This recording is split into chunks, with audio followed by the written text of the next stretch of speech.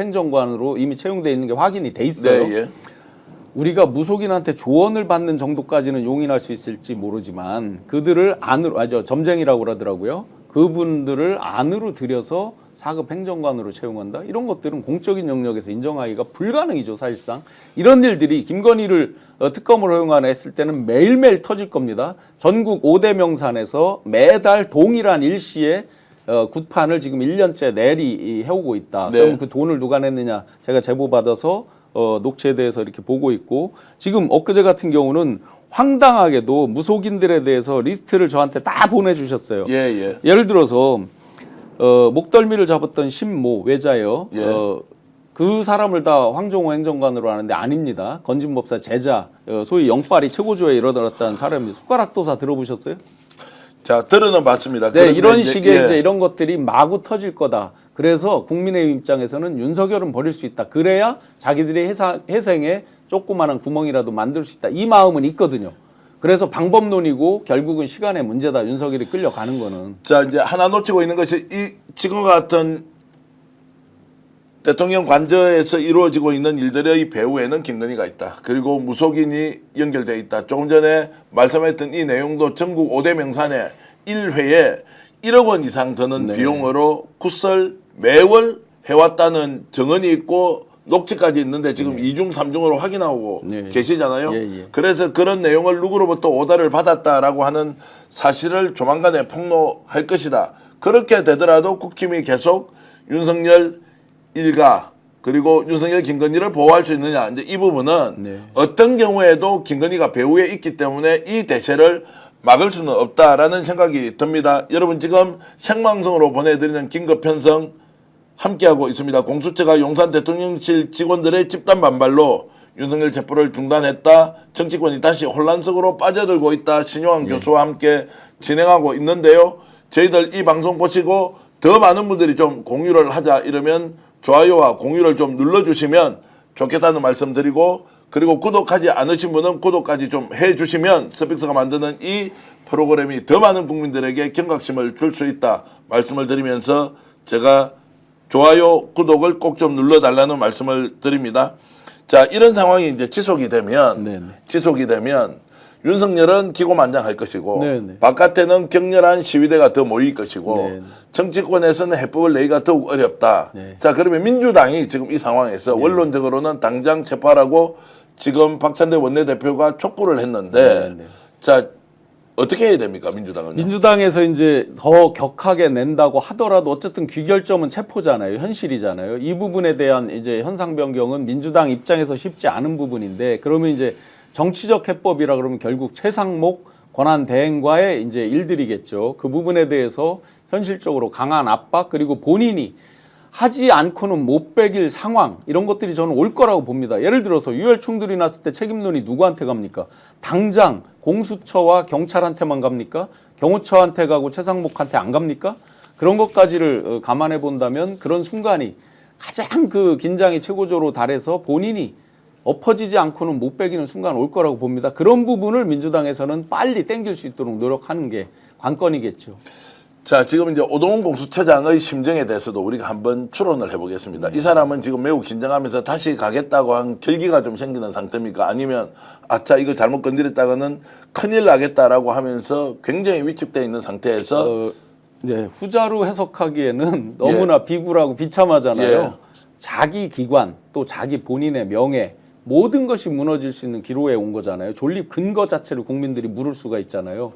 그렇게 보면 결기를 다시 다져서 하긴 할 건데, 그렇다고 보면 이제 우리가 한 가지를 꼭 체크를 해야 됩니다. 한 단체에서 이걸 했었죠. 경찰에 누구 못 믿으니까 누구누구 해서 쭉 리스트업해서 수십 명의 명단을 발표한 적이 있죠, 엊그제. 거기에 보면 제가 이제 너무 많은 사람들을 교체해야 된다고 돼 있어서 그러면 누가 수사를 하지? 이렇게 이제 농담은 했습니다만 그 정도로 국민들이 불신을 하고 있다. 그러면 그 불신 대상 중에 오늘 안에 경찰 경력을 짜고 내보내고 하는 책임자도 있습니다. 대상에. 교체해야 된다라고 그들이 발표한 대상에 있습니다. 즉 굉장히 전투력이 강하고 전의에 불사르고 이런 것들 전략을 잘 쌀 수 있는 그런 경찰과의 공조가 중요하다. 네. 공수처는 그냥 단순히 이건 경찰 부분에서 알아서 짜주세요 이렇게만 끝나서 될 일이 아니고 오늘의 이제 경험이 있잖아요. 오늘 태각한 쓰라린 아픔이 있잖아요. 그러면 경찰과 전략 전술을 짜는 단계부터 정말 강하게 예를 들어 아까 이제 의견 나왔던 대로 그런 현장 체포나 이런 경험이 많은 수사관을 재배치한다든지 그러면 특공대는 어느 시점에 어떻게 해서 유혈 충돌을 막으면서도 압도적 화력으로 초기에 기선 제압을 할까? 지금 저한테 다시 문자 메시지로 와 있는 게 초기 기선 제압에 실패하면서 거기에 눌렸다 이렇게 와 있단 말이에요. 그렇게 보면 다시 한 번 했을 때 눌린다 그러면 이제 꽝인 거죠, 그야말로. 자, 이 말씀은 지금 이제 경찰 쪽에서 오는 정보라고 네. 봐야 될 거 아닙니까? 예. 그러면 이제 초기에 기선 제압이 되어버렸고 150명 가는데 200명이 막았었다. 네. 이쪽은 목숨 걸고 막고 있고 여기는 목숨 걸고 체포를 못했던 상황에서 대치하다가 설득하다가 결국 실패했다. 자, 지금 민주당에서 조금 전에 다시 의견을 냈는데요. 명백한 2차 내란이다. 속보입니다. 명백한 2차 내란이다. 최상목이 진압하라. 지금 내란에 동조하고 있다. 지금 오늘 막아선 200명에 대해서 민주당에서는 자, 이 사람들은 2차 내란을 일으키고 있다. 국헌을 문란한 것, 내란이 지속되고 있다. 그리고 제2차 내란의 주범들이다. 최상목이 나서서 진압하라. 자, 행동을 자제하라. 그리고 공수처 수사에 응하라. 라는 얘기를 하고 최상목이 두 번째는 공수처는 법과 원칙에 따라서 강제 집행을 하면서 윤석열을 체포하라. 라고 이제 민주당이 지금 압박을 세게 넣는데 자, 중요한 것은 명백한 2차 내란으로 규정했다는 것은 내란죄에 가담하는 것으로도 이 사람들이 이제 벌을 받아야 되는 이제 이런 상황까지 이제 민주당이 규정을 하고 있는 겁니다. 2차 내란 명백하죠. 네. 어찌됐든 군을 동원한 거예요. 막는데 경호처에서 이러든 저러든 막는데 그리고 내란죄가 제가 계속해서 이제 강조드리지만 위헌범입니다. 국헌 질서를 문란시킬 위협만 있어도 형성되는 범죄예요. 명백하게 군을 동원해서 막았어요. 불법적인 방어를 한 거죠. 그렇기 때문에 내란이 계속 진행 중인 거예요. 엄밀히 보면 2차 내란이라기보다는 처음에 한 내란이 아직도 끝나지 않고 진행 중인 거겠죠, 정확히. 그걸 굳이 이제 시기별로 분류하면 1차와 지금 2차 내란이 됐습니다. 그러면 이거에 가담하거나 방조하거나 한 사람들이 다 동조한 거죠. 강한 동조와 이제 약한 동조 이런 형태만 있을 뿐이죠. 그렇게 보면 박종준 이런 처장들은 당연히 내란에 동조한 현행범들이 되는 것이고 최상목 권한대행도 계속해서 방기를 한다. 제일 제가 황당했던 게 뭐냐면 두 가지인데요. 남의 다리 긁는 얘기 있잖아요. 경호처에서 법과 원칙에 따라서 알아서 잘 집행할 거다. 이게 뭔 소리입니까? 이게 네. 자기가 책임 있는 사람인데. 두 번째, 공수처에서 공문을 보냈잖아요. 협조 공문을. 그럼 답을 해야 될 거 아니에요. 자기가 이만저만해서 자기는 모르겠다라든지 뭐 자기는 회피한다라든지 아니면 자기가 어떻게 하겠다 내야 되는데 그걸 속된 말로 씹었습니다. 답을 하지 않고 있어요. 네. 이처럼 무책임한 게 어디 있어요. 그러면서 적극적으로 나서서 헌법재판관 3명을 자기가 속간해서 2명만 한다? 도대체 그래서 제가 갈짓자 행보라고 얘기를 하는 것입니다. 지도자들이 겁쟁이면 지금은 국민들이 나서서 제압을 할 수 있습니다만 만약 정말로 우리가 감당할 수 없는 국난이 생겼을 때 이들 정말 국민들을 위해서 앞장서겠습니까? 제가 이런 생각 해봤습니다. 일본 식민지 시절을 살고 있으면 우리가 지금 목격하고 있는 이들은 일본 놈 앞제비를 했겠습니까? 아니면 대한민국 독립투사들을 위해서 뒷돈을 대줬겠습니까?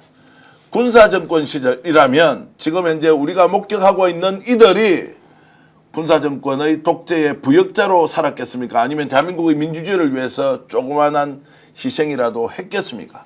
지금 이 순간에 우리는 우리의 지도자를 목격하고 있습니다. 이들이 법과 원칙이라고 내세우면서 사리사욕을 취하고 그 권력을 사유화시켜서 국정농단을 하고 있을 때 심지어 비상계엄이라는 희한한 위법적인 위헌적인 일을 할 때도 막지 못했던 자들이 이제 국민의 힘으로 국민의 정말로 이런 원망과 분노로 수사기관이 움직일 때 똑같은 모습을 보여주고 있다. 국민이 마지막에 나서서 결국 해결하는 수밖에 없다는 생각. 여러분 걱정하지 마십시오. 대한민국 국민들이 살아있기 때문에 이들 마음대로 어떻게 할 수가 없습니다. 마지막까지 지금 12,000분이 우리 방송 보내주고 계시고 한 말씀만 더 드리겠습니다. 경제 전문가로서 다행히 아까 이제 그 불발이 될 때 태각하기 직전까지는 2% 이상 이제 코스피가 잠시 올라가기도 했고 코스닥은 2.8% 이렇게 올라갔는데 좀 떨어졌죠 중간에는. 태각하는 순간에 잠시 예, 확 빠졌고 예. 환율도 잠시 치솟았어요. 예, 예. 그러다 다시 안정을 찾았어요. 예, 예. 오늘 장 초반부터 외국인이 1,700억 이상을 매입하고 들어왔고 물론 소위 개미 투자자들은 뭐 상당수 팔았지만 아직 지금 현재 보니까 약 1.79% 코스피가 상승 중에 있습니다. 아직까지 잘 될 거라는 희망을 시장은 버리지 않았다. 심리적 선행지수로 본다 그러면 아직은 기대가 있다. 이 기대가 꺾이는 날에는 훨씬 더 크게 떨어질 수 있죠. 즉 최상목 권한대행 본인 입으로 주장하는 어떤 경제적인 위기, 안정, 사회 질서의 조속한 회복 이런 거를 원한다 그러면 본인이 결단하고 본인이 책임지는 모습으로 꼭 국민들에게 희망을 주시라라고 말씀드리겠습니다. 가장 냉정하게 시장을 판단하는 곳은 바로 주식과 그리고 환율이다라는 얘기. 지금 주식이 오전보다 좀 더 올라서 2% 이상 상승했습니다. 시장은 윤석열 탄핵이 대세다. 오늘 공수처가 진행했기 때문에 결국에는 긴급 체포되고 구속되고 그리고 정말로 국민들이 생각하는 방향으로 단죄를 받을 것이다 라고 읽고 있다는 겁니다. 그런데 누가 못 읽고 있느냐? 최상목이 읽어내지 못하고 있습니다. 국힘이 여전히 읽어내지 못하고 있습니다. 그리고 윤석열 일당 주변에서 자신들이 어떤 처벌을 받을지 모르면서 막무가내로 막아서는 사람들이 읽어내지 못하고 있습니다. 여러분들이 냉정하게 읽어주고 계시기 때문에 걱정은 하지 않되 그러나 긴장은 늦추지 말고 끝까지 이 상황 지켜보는 것이 좋겠습니다. 안병우님 그리고 머니텀블러님 쓰담님 블랙모모님 너무너무 고맙습니다. 튜님도 감사드리고요. 한울님 그리고 HJ리님 은하수님 맹공님 모두 고맙습니다. 강님도 감사드리고요. 마지막까지 이렇게 댓글 수천 개씩 올려주시고 또 12,000명 이렇게 함께 시청해 주신 여러분께 진심으로 감사드리면서 커피 오늘 모셨는데 심영 교수님 정말로 생생한 뉴스 현장에 살아있는 정보 여러분들과 함께 공유하도록 애써주셔서 진심으로 감사의 말씀드리면서 긴급 편성 모두 마치겠습니다. 시청자 여러분 안녕히 계십시오.